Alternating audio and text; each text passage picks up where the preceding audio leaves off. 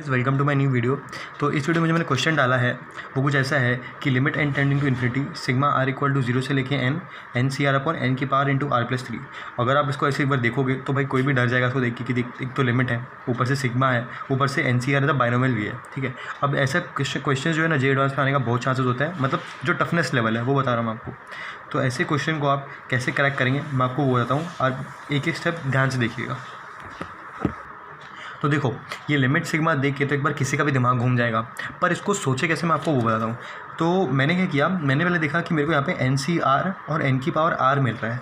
तो जब हम किसी बाइनोमियल का जनरल टर्म लिखते हैं, मैंने बताया आपको पहले भी, तो उसमें कुछ ऐसा आता है general term T R plus one is equal to N C R कुछ एक्स की पावर आर या समथिंग, कुछ भी एक रैंडम वेरिएबल आता है उसकी पावर आर आता है। तो इसका मतलब ये हुआ कि मेरे को n की पावर r मिल रहा है यहाँ पे। तो अगर मैं यहाँ पे अगर यहाँ पे कुछ x की पावर r या फिर कुछ भी होता तो एक बाइनोमियल एक्सपेंशन बन सकता था।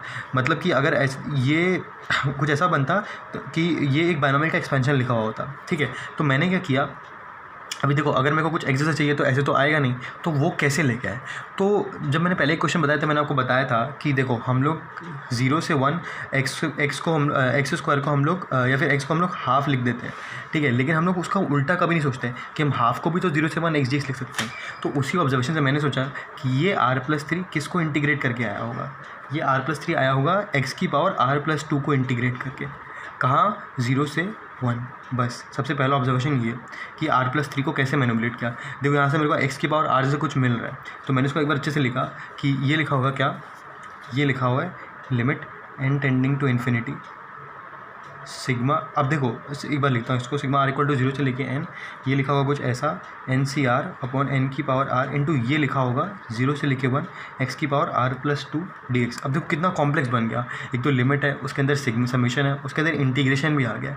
पर इसको इतना ब्यूटीफुल तरीके से मैं तोड़ूंगा कि आपको बहुत इंटरेस्टिंग भी लगेगा और बहुत मज़ा भी आएगा। अभी देखो मैंने क्या किया कि ये x की पावर r+2 को मैं ऐसे लिख सकता हूँ, x की power r into X square, एक ही बात है। अब देखो सबसे इंपॉर्टेंट ऑब्जर्वेशन ये है कि इंटीग्रेशन जो है ना वो x के रेस्पेक्ट में है। तो जो भी इंटीग्रेट होके आएगा, जितने भी टर्म्स आएंगे ना, तो जो इंडिपेंडेंट टर्म्स है x के वो हर टर्म से मल्टीप्लाई होगा। तो मेरा कहने का मतलब ये है कि देखो limit n tending to infinity sigma जो है वो n के रेस्पेक्ट में है और ये टर्म्स भी n है, तो इसको आप इंटीग्रेशन के अंदर लेके जा सकते हो, कोई फ़र्क नहीं पड़ेगा, वो हर टर्म से मल्टीप्लाई होगा, कुछ भी इंटीग्रेट होके आएगा। तो इसका मतलब ये कि मैं पूरा इंटीग्रेशन को बाहर लेके आ गया 0 से लेके 1, और इसको ऐसे लिखा limit n tending to infinity, ठीक है, सिग्मा r इक्वल टू 0 से लेके n, ये आ जाएगा एन सी आर अपॉन एन की पावर r, ठीक है, इंटू एक्स की power r into X square D X. मैंने आपको फिर से बताया ये जितना भी लिखा हुआ है ये x पे डिपेंड नहीं कर रहा है, मतलब dx पे ये इस इंटीग्रेशन वाला वेरिएबल डिपेंड कर ही नहीं रहा है। तो हम इसको इंटीग्रेट नहीं करेंगे, हम पहले अंदर कुछ मैनिपुलेशन करेंगे फिर इंटीग्रेशन का सोचेंगे। तब बहुत इंपॉर्टेंट है, इसको ध्यान से ऑब्जर्व, एकदम ध्यान से देखिएगा ये सब। ठीक है, आगे देखते हैं।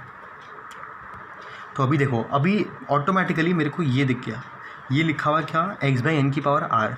तो मैं इसको एक बार अच्छे से लिखता हूँ। मैंने एक बार एक्स स्क्वायर को साइड में लिखा, तो ये लिखा हुआ 0 से लेके 1 X square limit n tending to infinity, ठीक है, सिग्मा r इक्वल टू 0 से लेके n, ये लिखा हुआ है N C r into x by n whole की power r into d x.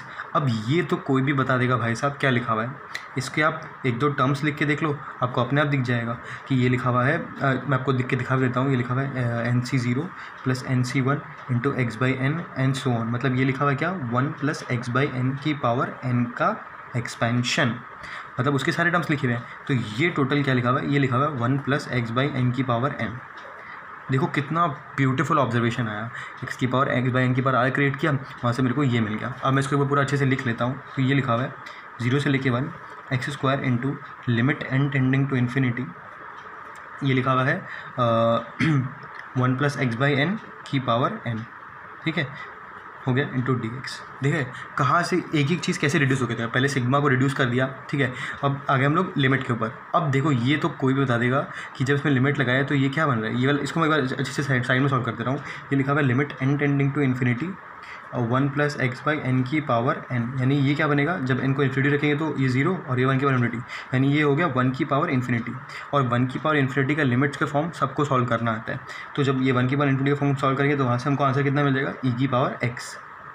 Limit को सॉल्व किया तो आपको क्या मिल जाएगा, e की पावर, हम लोग e की पावर लगा सॉल्व करते हैं इसको, वहाँ से आंसर आ जाएगा e की पावर x। तो यानी कि इस लिमिट का आंसर कितना आ गया, e की पावर x। तो पहले हमने सिग्मा सॉल्व किया, फिर हमने लिमिट सॉल्व किया, और फाइनली हम लोग आ गए 0 से लेके 1 x स्क्वायर इंटू ई की पावर x dx। अब तो बच्चा भी इसको इंटीग्रेशन यूजिंग बाय पार्ट से सॉल्व कर देगा या कैसे भी सॉल्व कर लेगा। बस हो गया सवाल ख़त्म। तो देखो, मेरा मकसद आपको ये बताना है कि ये जो मैंने सोचा, अगर आप एक बार में, अगर आपके लिए न्यू होगा तो आपके लिए बहुत टफ होगा, लेकिन अगर आप इस तरह के सवाल जितना ज़्यादा करोगे, जितना ज़्यादा सोचोगे, उतना आपके लिए बेनिफिशियल रहेगा।